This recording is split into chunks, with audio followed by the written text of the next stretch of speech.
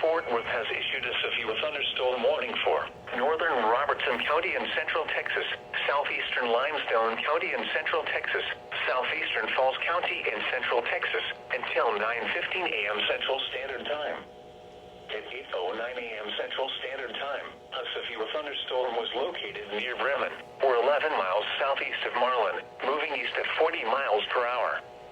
Hazard, 60 miles per hour wind gusts and penny-size hail. Source, radar indicated. Impact, expects damage to roofs, siding, and trees. Locations impacted include Marlin, Bremen, Thornton, and Koss. For your protection, get inside a sturdy structure and stay away from windows.